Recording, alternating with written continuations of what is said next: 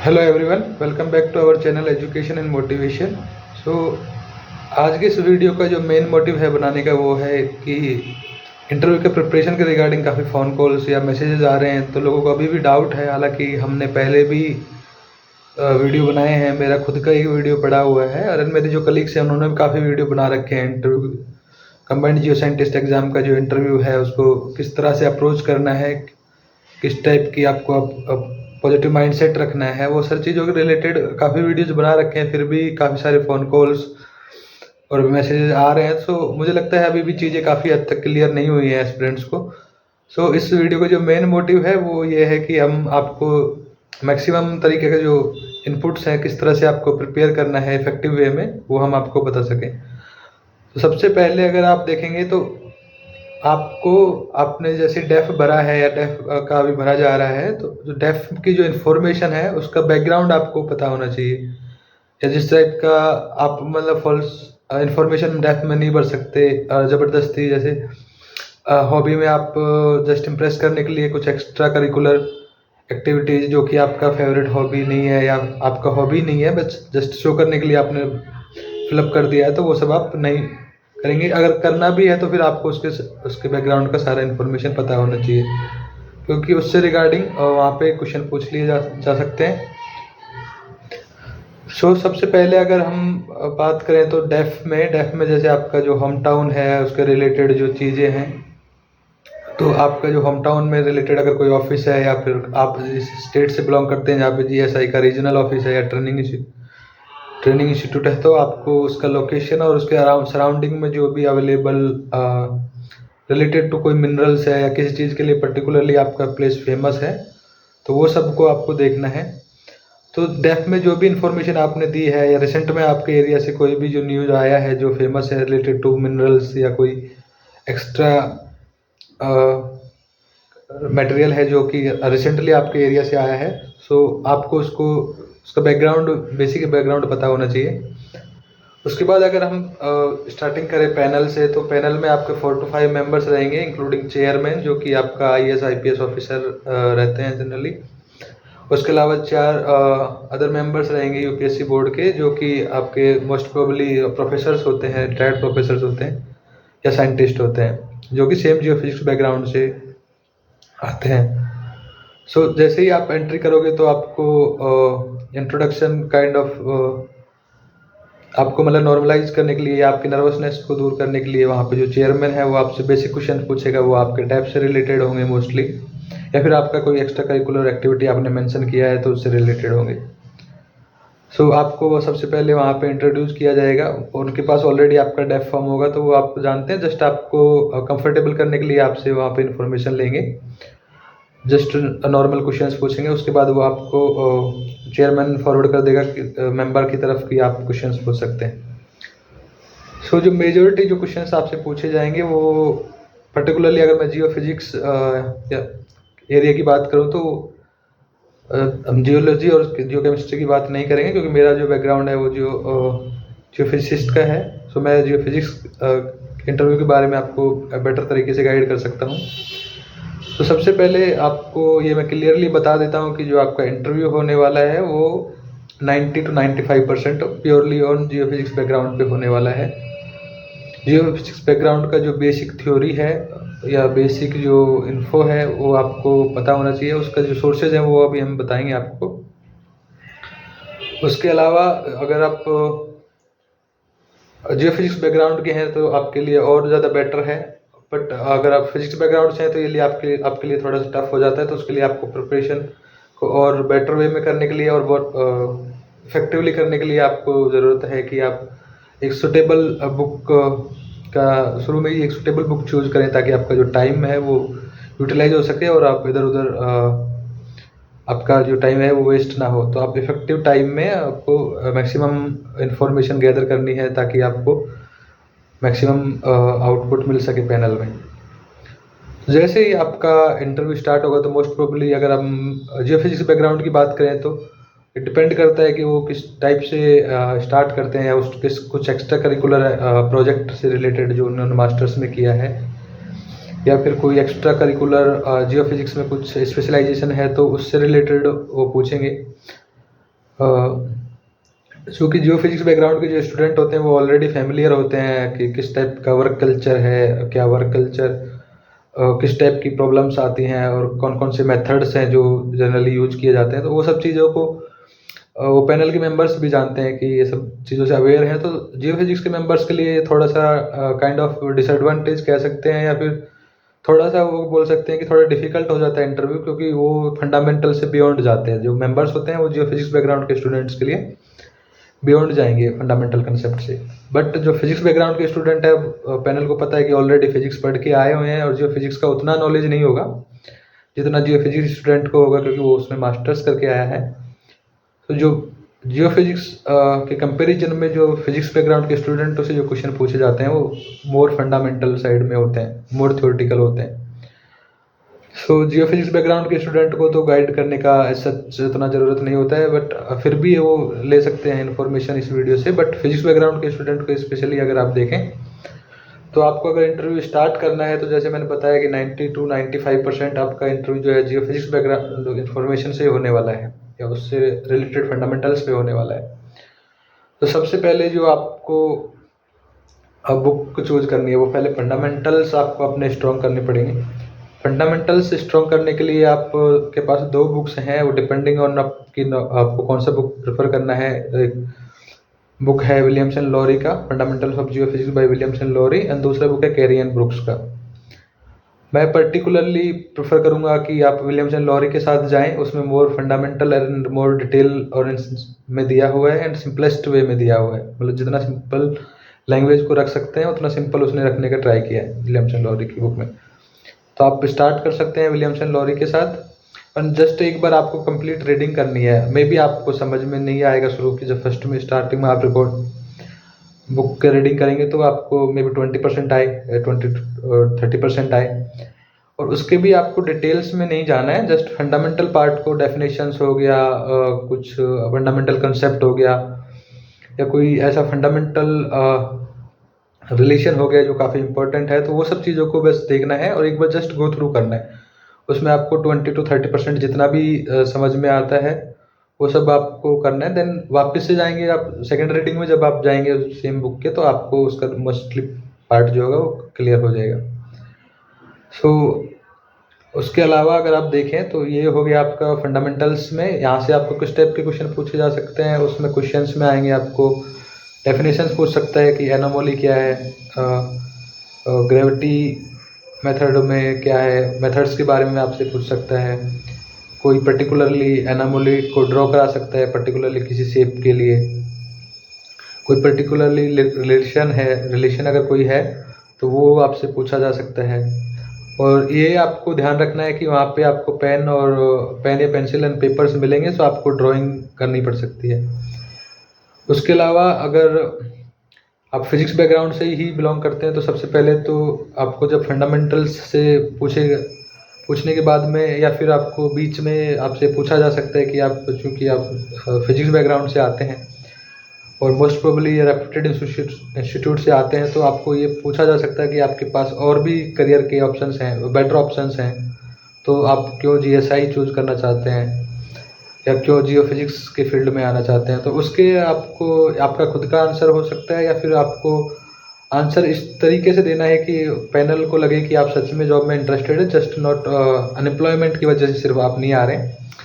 Even तो उनको पता है कि आप अनएम्प्लॉयमेंट की वजह से ही जॉब में अप्लाई कर रहे हैं, बट उसके बाद भी आपको इस तरह से आपको अपने आप को डिफेंड करना है कि आप अनएम्प्लॉयमेंट के रीजन को ओवरटेक करके और आपको अपना जो मेन रीजन है या जो आपका मेन इंटरेस्ट है उस टाइप से आपको आंसर बनाना है।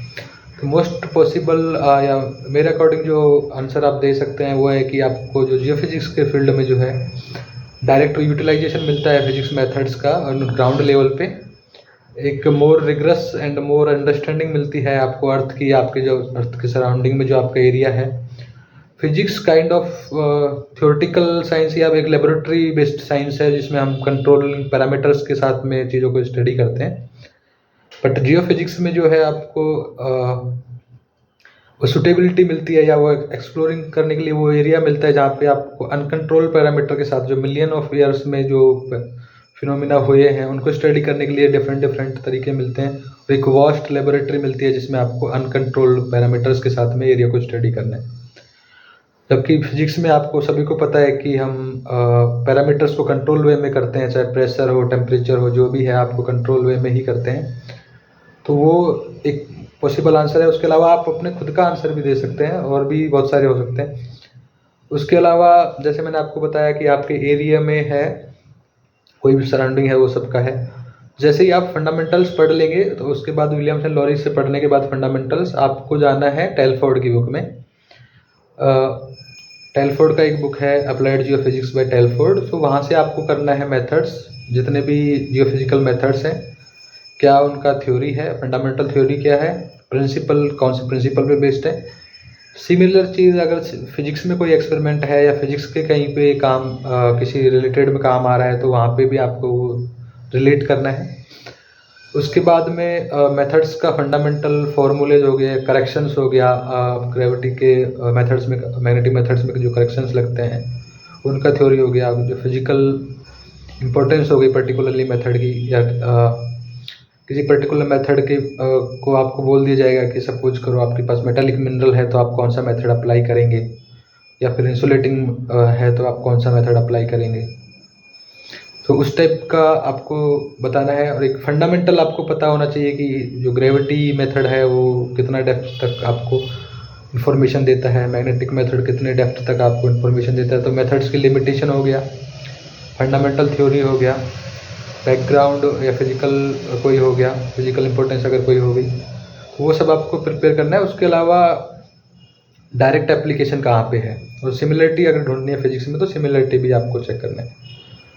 उसके बाद में जैसे ही आप यहाँ से आएंगे तो उसके लिए डिफरेंट शेप्स के आपको वहीं पे टेलफोर्ड की बुक में ही आपको ग्राफ्स मिलेंगे। उन ग्राफ्स को आपको चेक करना है और उन सबको प्लॉट करके प्रैक्टिस करना है डिफरेंट शेप के लिए। सिलेंड्रिकल बॉडी हो सकता है, उसके लिए शेप कैसे आएगा, स्पेरिकल हो सकता है, उसके लिए शेप कैसे आएगा, मैग्नेटिक एनोमली का, ग्रेविटी एनोमली का। अगर कोई सल्फाइड जोन है तो उसके लिए SP, IP और रेजिस्टिविटी, मतलब ये 3 मेथड है, इनका कैसे पता चलेंगे। डिफरेंट टाइप के मैग्नेटोमीटर्स हैं जिसमें किसी में आपको डायरेक्शन बेस्ड मेजरमेंट्स भी होते हैं, किसी में सिर्फ टोटल फील्ड स्ट्रेंथ आपको पता चलती है। तो वो डिफरेंट टाइप के मैग्नेटोमीटर्स को आपको पढ़ना है। आपको या तो टेलफोर्ड की बुक में मिल जाएगा सिंपल टाइप के, अदरवाइज आपको गूगल पे इजीली मिल जाएगा, आप गूगल पे सर्च कर सकते हैं। तो मेजॉरिटी जो है वो प्रोटॉन प्रिसीजन तो आपको पढ़ना ही है, थ्योरी क्या है प्रोटॉन प्रिसीजन की, उसका बेसिक प्रिंसिपल क्या है। सिमिलरली अगर आप देखें तो प्रोटॉन प्रिसीजन जो है उसके ही सिमिलर हमको काइंड ऑफ NMR में भी उससे रिलेट करते हैं NMR में। उसके अलावा लार्मर फ्रिक्वेंसी का कंसेप्ट भी आता है, तो लार्मर फ्रिक्वेंसी का कंसेप्ट आपको फिजिक्स से पता होना चाहिए। उसके अलावा उसके अराउंड में जो भी इंफॉर्मेशन है फंडामेंटल वो आपको पढ़नी है। सो ये सब करने के बाद में उसके बाद आता है लॉगिंग। वेल लॉगिंग में है, वेल लॉगिंग में आपको ये भी आपको टेलफोर्ड में मिलेगा। इन सब का बस फंडामेंटल थ्योरी और लिमिटेशंस आपको पता होना चाहिए, और किस टाइप का इम्पोर्टेंस है या कहाँ पे कौन सा मेथड अप्लाई करना है वो सब आपको पता होना चाहिए। डिटेल्स में नहीं जाना, ना ही आपको डेरिवेशंस करने हैं कि आपको पूरा डेरिवेशन करना है किसी पर्टिकुलर मेथड का कि कैसे कोई फार्मूला आ रहा है। पर अगर कोई फंडामेंटल फार्मूला आ रहा है जिसको अप्लाई करना है तो वो क्या है वो ज़रूर पता होना चाहिए आपको। ओके, तो उसके बाद बहुत सारे करेक्शंस हो गए या बहुत सारे मैप्स भी होते हैं, तो डिफरेंट टाइप के मैप्स आपको वहीं पे मिल जाएंगे, तो वो सब आपको प्रिपेयर करने। उसके बाद अगर आप देखेंगे तो सबसे जो मेजर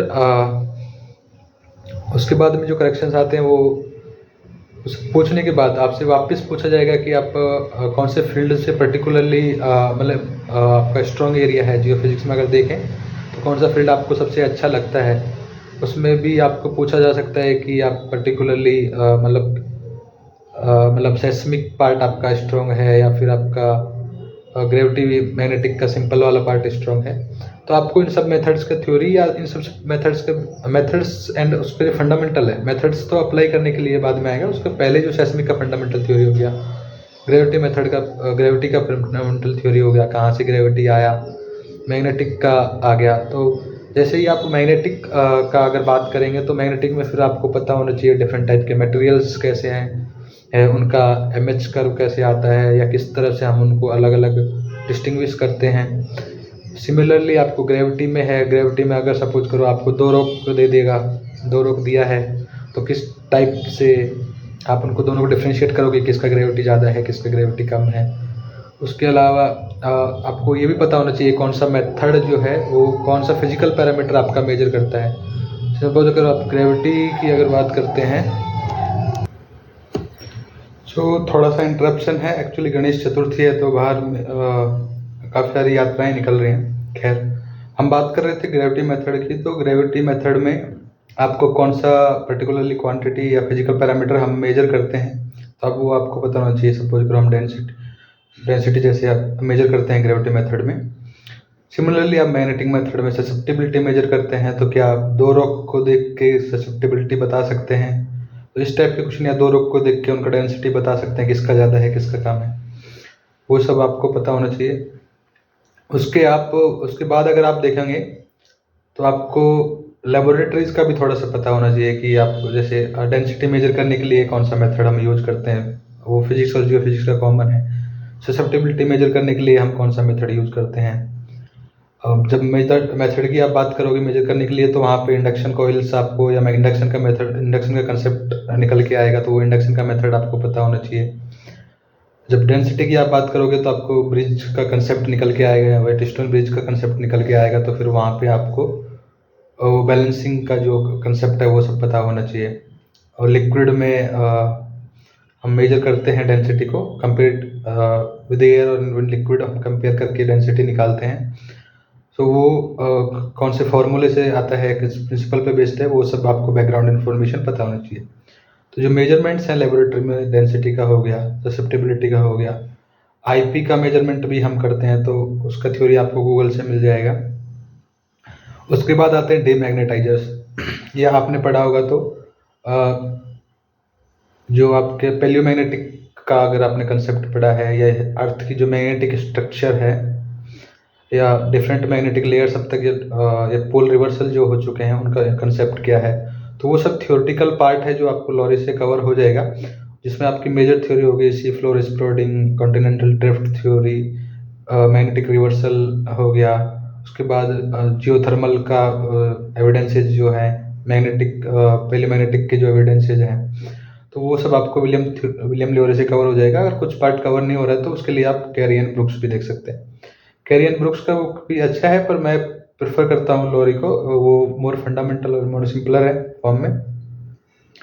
तो वो सब करने के बाद में आपको थ्योरेटिकल बैकग्राउंड पढ़ने के बाद में, और जो मेजॉरिटी थ्योरेटिकल बैकग्राउंड है वहाँ से ही क्वेश्चन पूछते हैं। उसके अलावा एक चीज़ मैं आपको क्लियरली बता देता हूँ कि आपको जब आपके इंटरव्यू पैनल में आंसर्स दे रहे होंगे तो आपका जो नेक्स्ट क्वेश्चन है वो डिपेंड करता है कि आपने फर्स्ट क्वेश्चन का जो आंसर है वो कैसे दिया है, कितने कॉन्फिडेंस में दिया है, और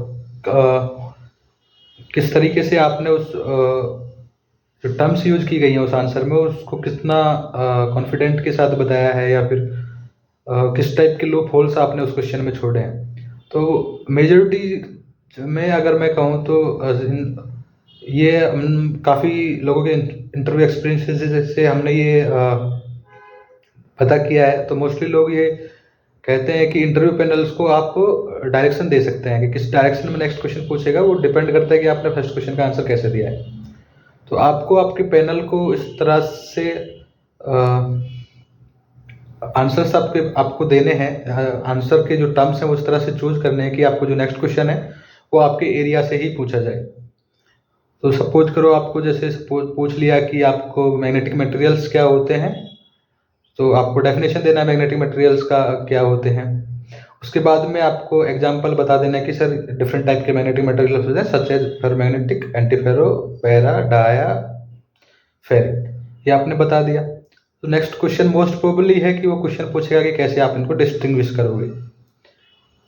अगर आपने सिंपल मैग्नेटिक मटेरियल की डेफिनेशन बता के खत्म हो गया कि सर मैग्नेटिक फील्ड के साथ बिहेव या रेस्पॉन्स करते हैं, जो नॉन मैग्नेटिक मटेरियल होते हैं वो रेस्पॉन्स नहीं करते हैं, तो ये तो डेफिनेशन ऑफ 5th क्लास का स्टूडेंट भी बता सकता है।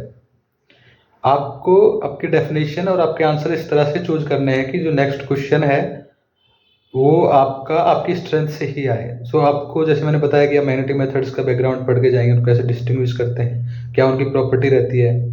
अगर आप मैग्नेटिक की ही बात करें पर्टिकुलरली तो किस तरह से सेंसिंग होती है, सेंसिंग के लिए हॉल इफेक्ट का क्या रोल है, हॉल इफेक्ट के एप्लीकेशन क्या है अगर आप हॉल इफेक्ट में पहुंच गए तो। उसके बाद इन प्लेन सेंसिंग क्या है, आउट ऑफ प्लेन सेंसिंग क्या है, हम कौन सा वाला सेंसिंग यूज करते हैं जब मैग्नेटोमीटर यूज कर रहे होते हैं, तो इन प्लेन सेंसिंग कर रहे हैं कि आउट ऑफ प्लेन सेंसिंग कर रहे हैं। और सपोज करो आपको पता है तो उसके बाद प्रोटॉन प्रेसिजन जो मैग्नेटोमीटर है उसमें सेंसिंग के लिए कौन सा मेथड यूज किया जा रहा है, उसमें कौन सा फ्लूइड भरा हुआ है, वो सारी इन्फॉर्मेशन आपको बैकग्राउंड से कलेक्ट करनी है और गूगल पे इजीली अवेलेबल है कि कौन सा। और ये थ्योरेटिकल पार्ट जब आप पढ़ेंगे तो आपके दिमाग में खुद ही क्लिक करना चाहिए कि प्रोटॉन रिच अगर फ्लूइड है तो कौन सा फ्लूइड जो होगा वो प्रोटॉन रिच होगा, कौन सा फ्लूइड हम यूज कर सकते हैं, उसके एप्लीकेशन क्या है, मीन्स कौन सा बेटर है। अगर आप प्रोटॉन रिच फ्लूइड में भी कंपैरिजन करेंगे तो कौन सा बेटर है, उस तरीके से आपको आपका खुद ही आंसर आने लगेंगे, मतलब क्वेश्चन बनने लगेंगे अगर आप थोड़ा ध्यान से पढ़ेंगे चीज़ों को। तो मेरा जो मेन पॉइंट था ये था कि ये सब चीज़ें बताने का कि आप पैनल को एक डायरेक्शन दे सकते हैं कि किस डायरेक्शन में वो आपसे पूछेगा। सिमिलरली जब आपको सेस्मिक में क्वेश्चन पूछे जाएंगे तो आप बताएंगे कि जैसे आपसे पूछ लिया कि एस वेव और पी वेव्स क्या है, तो आप एक तो सिंपल तरीका कि आप डेफिनेशन बता दिया कि का वाइब्रेशन किस डायरेक्शन में है, डायरेक्शन ऑफ प्रोपोगेशन से कैसे रिलेटेड है। उसके अलावा जैसे ही आपका जो पर्टिकुलर एरिया है जिस तरफ आप लेके जाना चाहते हैं तो आप एडिशनल एक कुछ लाइन्स उसमें ऐड कर दीजिए आपके आंसर में। तो उससे क्या होगा कि आंसर आपका इफेक्टिव भी लगेगा, आपको मोर नॉलेजेबल भी लगेंगे पैनल को कि मोर नॉलेजेबल है, मोर कॉन्फिडेंट है। उसके साथ में ही आपके जो नेक्स्ट क्वेश्चन है उसको भी एग्जामिनर को पहले ही बता दे रहे हैं कि आप मुझसे ये वाला क्वेश्चन पूछिए। तो आपको simple S N P wave का डेफिनेशन पूछा तो एक तो आंसर है कि आप सिर्फ डेफिनेशन बता के रुक गए, दूसरा ये है कि आप थोड़ा इंस्ट्रूमेंट का बता दीजिए कि sir S N P wave का डेफिनेशन ये है, उसके साथ में हम ये वाला इंस्ट्रूमेंट यूज करके मेजर करते हैं और कैसे पता करते हैं कि ये। तो नेक्स्ट क्वेश्चन ऑटोमेटिकली आपका जो पूछा जाएगा वो आपसे पूछा जाएगा कि ये वाला इंस्ट्रूमेंट का पीछे का प्रिंसिपल क्या है या फिर कैसे मेजर करते हैं। तो इस तरह से आप इनके इंटरव्यू पैनल को डायरेक्शन दे सकते हैं। सेम ही कंसेप्ट आपको सभी मेथड्स में यूज कर सकते हैं, मतलब ये सभी आंसर्स के लिए कर सकते हैं, चाहे वो कैसे भी आंसर हो। सपोज करो आप चैग एक्सपर्ट चैग में या कहीं पे भी कोई भी एक ऑनलाइन प्लेटफॉर्म में जहाँ से आपने अर्निंग किया है या यूट्यूब पे वीडियो बनाते हैं। सो अगर आप यूट्यूब पे वीडियो भी बना रहे हैं तो वहाँ से भी आप क्वेश्चन आपसे क्रॉस क्वेश्चन पूछे जा सकते हैं कि पहले आप बताएंगे जो यूट्यूब से अर्निंग हो रही है, और यूट्यूब से अर्निंग जो हो रही है वो किस टाइप की वीडियो से हो रही है, तो वहाँ पे आप बताएंगे। फिर आप सपोज करो टीचिंग बताते हैं तो फिर आपका नेक्स्ट क्वेश्चन आएगा कि टीचिंग एज ए हॉबी आपको कितना आपका मतलब पूछेंगे कितना स्ट्रांगली आप टीचिंग में इंटरेस्ट रखते हैं, और टीचिंग में इंटरेस्ट रखते हैं तो फिर आप बजाय एक साइंटिफिक प्रोफेशन के टीचिंग में क्यों नहीं जाना चाहते। तो इस टाइप से क्रॉस क्वेश्चन पूछे जा सकते हैं और उसके लिए आपको प्रिपेयर भी रहना है। आपको जो आपके आंसर्स हैं वो इस तरीके से सेलेक्ट करने हैं कि ताकि नेक्स्ट क्वेश्चन के लिए आप पैनल को डायरेक्शन दे सको। तो इस टाइप से आपको प्रिपेयर करना है। उसके अलावा फिर भी अगर आपके कुछ और डाउट्स हैं तो आप हमको कमेंट में बता सकते हैं या मेल कर सकते हैं। physicsexampoint@gmail.com मेल आईडी है, उस पर आप मेल कर सकते हैं। आपका हम ट्राई करेंगे कि आपके क्वेश्चंस का आंसर दे पाए मैक्सिमम। उसके अलावा जो बेसिक बैकग्राउंड इन्फॉर्मेशन है उसको आपको प्रिपेयर करना है। यूपीएससी का बेसिक बैकग्राउंड इन्फॉर्मेशन आपको पता होना चाहिए कि उसका चेयरमैन अभी कौन है। उसके अलावा बैकग्राउंड इन्फॉर्मेशन यूपी का क्या है और यूपीएससी का क्या है, कॉन्स्टिट्यूशनल बॉडी है किस टाइप से बनी हुई, वो सिंपल एक उसका बैकग्राउंड इन्फॉर्मेशन विकिपीडिया से पढ़ लेंगे या कहीं से भी पढ़ लेंगे तो पता चल जाएगा। उसके अलावा सिमिलरली आपको मिनिस्ट्री ऑफ माइंस का बैकग्राउंड और जीएसआई का बैकग्राउंड इन्फॉर्मेशन भी पता होना चाहिए। मिनिस्ट्री ऑफ माइंस का हेडक्वार्टर कहाँ पे है, आपके स्टेट में अगर हेडक्वार्टर है तो वो कौन सी लोकेशन पे है। उसके बाद जीएसआई के स्ट्रक्चर क्या है, मेन ऑफिसेज क्या हैं, कहाँ पे हैं, उसके बाद ट्रेनिंग इंस्टीट्यूट्स कहाँ पे हैं। उसके अलावा कौन से मिशंस में जीएसआई अभी काम कर रहा है, मेजर मिशंस क्या हैं। वो आप एक बार जीएसआई की साइट विजिट करेंगे तो वहाँ पे सब कुछ लिखा हुआ है, फ्रंट पेज पे ही लिखा हुआ है अबाउट अस में। अगर वहाँ पे भी नहीं जाना है तो आप गूगल पे सर्च कर सकते हैं। तो मेजर रोल क्या है जीएसआई का, और क्या कंट्रीब्यूशन है जीएसआई का इकोनॉमिक ग्रोथ में, किस तरह से कंट्री के डेवलपमेंट में हम लोग कंट्रीब्यूट कर सकते हैं, कितना अमाउंट हम एक ईयर में जनरेट करके, एक फाइनेंशियल ईयर में जनरेट करके गवर्नमेंट को देते हैं। तो वो सारी चीज़ें हैं। उसके अलावा रिसेंट में जो लिथियम से रिलेटेड हुआ है या गोल्ड का जो डिस्कवरीज हुआ है, जो मेजर डिस्कवरीज हुए हैं, मेजर जो फाइंडिंग्स हैं बेसिकली, तो चाहे जम्मू कश्मीर का हो गया हो, राजस्थान का फाइंडिंग्स हो गया हो, उसके अलावा जो मेजर कंट्रीब्यूशंस हैं जीएसआई के जो रिसेंटली न्यूज में रहे हैं, तो वो सब भी आपको पता होना चाहिए। जो मेजरली लिथियम है, अब लिथियम का अगर कंट्रीब्यूशन अगर हम देखें जीएसआई का, तो उसके बाद में लिथियम की जो फाइंडिंग है उससे रिलेटेड आपको बैकग्राउंड है। आपको पता है कि लिथियम जो है बैटरी में यूज होता है। बैटरी में यूज होता है तो किस तरह से यूज होता है, बैटरी का बेसिक कंसेप्ट, बैटरी का जो बेसिक कंसेप्ट है वो तो 12th क्लास में भी आ जाता है या उससे पहले ही आ जाता है। तो जो बेसिक कंसेप्ट है, अगर लिथियम का यूज करने से क्या चेंज हो जाएगा, मतलब हम तो बैटरी ऑलरेडी यूज कर ही रहे हैं ना, तो उसका उसमें अगर लिथियम डाल दिया तो उससे क्या हो जाएगा, लिथियम इतना ज़रूरी क्यों है। उसके बाद सपोज करें, ये भी क्वेश्चन पूछे जा सकते हैं कि अगर लिथियम से रिलेटेड ही है तो वो सेमीकंडक्टर में बाद में जा सकते हैं कि सेमीकंडक्टर इंडस्ट्री इंडिया में क्यों नहीं आ पा रही है, या फिर हम सेमीकंडक्टर्स फाइंडिंग पे उतना फोकस क्यों नहीं कर रहे हैं, क्यों हम मेटालिक मिनरल्स पे मोस्टली फोकस कर रहे हैं। उसके अलावा जो रेयर अर्थ मिनरल्स हैं उन पे भी हमारा कंट्रोल उतना बेटर वे में नहीं है जितना हम मेटालिक है, आयरन पे हो गया कोई, और एल्युमिनियम पे हो गया, सिल्वर, गोल्ड, इन सबको हम मेजरली टारगेट कर रहे हैं। तो क्यों हम सेमीकंडक्टर इंडस्ट्री में उतना फाइंडिंग्स नहीं कर पा रहे हैं, क्या लिमिटेशंस हैं, वो सब चीज़ें आपको बैकग्राउंड इन्फॉर्मेशन पता होनी चाहिए। उसके अलावा अगर आप देखेंगे तो आपको एक चीज़ मैं क्लियरली बता देता हूँ कि जो पैनल है वो रिटायर्ड प्रोफेसर्स हैं। सो ये तो आपको अपने दिमाग से बिल्कुल ही निकाल देना है कि आप उनको झूठ बोल सकते हैं या उनको ब्लफ करके या उनको बेवकूफ़ बना सकते हैं। वहाँ पे आप फेक आंसर देंगे और वो कॉन्फिडेंस के साथ फेक आंसर देंगे और वो मान जाएंगे। तो वो लोग ऑलरेडी इतने एक्सपीरियंस हैं, अगर आपने एक पॉइंट पे भी ब्लफ करने का कोशिश किया तो वो आपका इतना बड़ा नेगेटिव इम्पैक्ट होगा कि वो आपके पूरे इंटरव्यू को ख़राब कर सकता है। वो एक इमेज जनरेट कर देगा कि ये जो बंदा है सिंसियर नहीं है और ये हमेशा मोस्टली आंसर्स में फेक आंसर्स क्रिएट कर रहा है। अगर उन्होंने एक में भी आपको पकड़ लिया कि ये फेक आंसर्स दे रहा है, ये ब्लफ करने का ट्राई कर रहा है। उसके अलावा जो भी आपको आंसर्स देने हैं वो कॉन्फिडेंट के साथ देने हैं। हैंड मूवमेंट आपको उतना नहीं करना है, पर ऐसा भी नहीं है कि बिल्कुल नहीं करना है। आपको एज ए टीचर में अगर देखें तो जितना मिनिमम रिक्वायर्ड हैंड मूवमेंट है, कई बार नेसेसरी हो जाता है हैंड मूवमेंट के थ्रू हम चीज़ों को ज़्यादा क्लियरली एक्सप्लेन कर पाते हैं। जितना मिनिमम रिक्वायरमेंट है उतना ही करना है। ऐसा भी नहीं है कि अब आप वहाँ पे डांस करना स्टार्ट कर दिए। तो जितना मिनिमम हैंड मूवमेंट का रिक्वायरमेंट है उतना करना है। उसके अलावा अब लैंग्वेज की अगर हम बात करें तो लैंग्वेज भी एज सच इशू नहीं है, अनलेस अनटिल पर्टिकुलरली किसी पैनल मेंबर को इशू हो। तो आपको जब भी लगेगा कि मैं इंग्लिश में कंफर्टेबल नहीं हूँ तो आप हिंदी में स्विच कर सकते हैं, और जब लगेगा आपको हिंदी में कंफर्टेबल नहीं है तो आप इंग्लिश में स्विच कर सकते हैं। तो वो इतना बड़ा बैरियर नहीं है।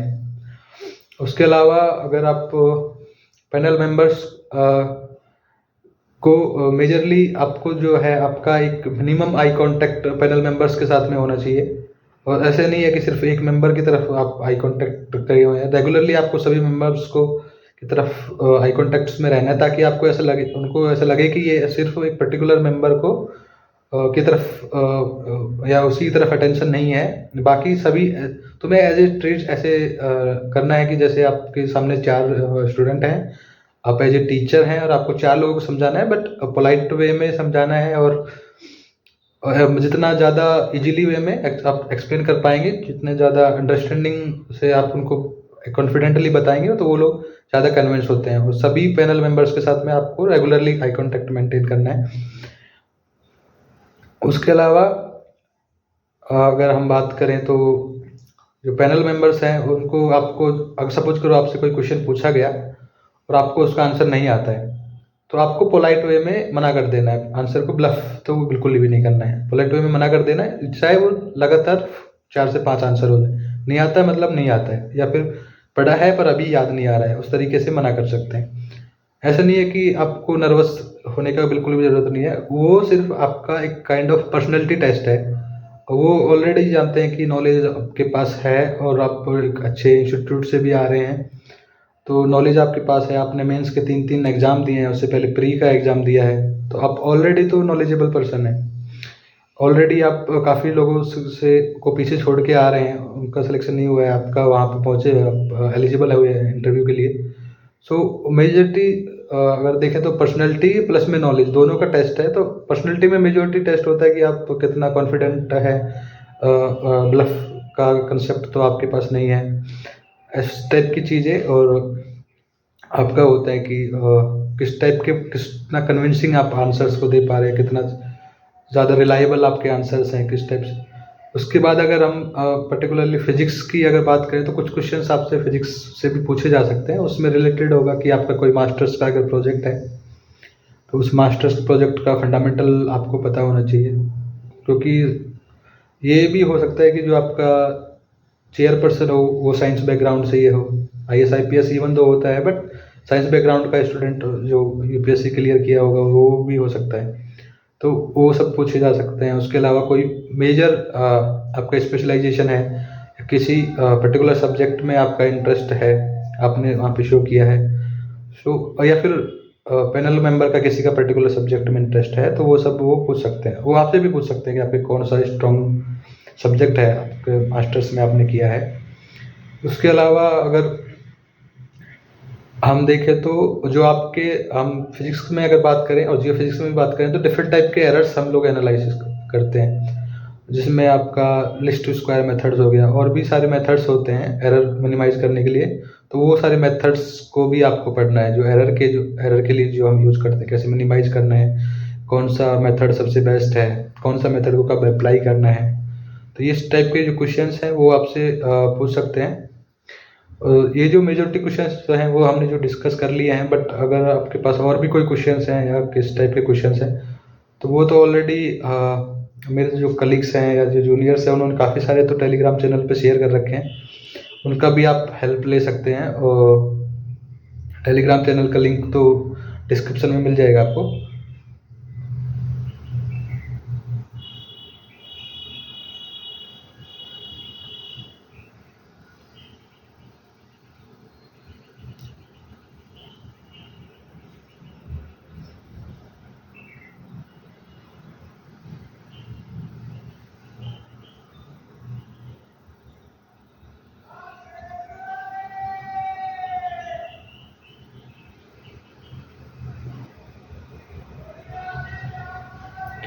सो टेलीग्राम चैनल का लिंक तो आपको डिस्क्रिप्शन में मिल जाएगा। उसके बाद आप वहाँ पे क्वेश्चन पूछ सकते हैं, जो जूनियर्स हैं उन्होंने शेयर किया अपना एक्सपीरियंस, मेरा खुद का एक्सपीरियंस मैंने शेयर किया हुआ है।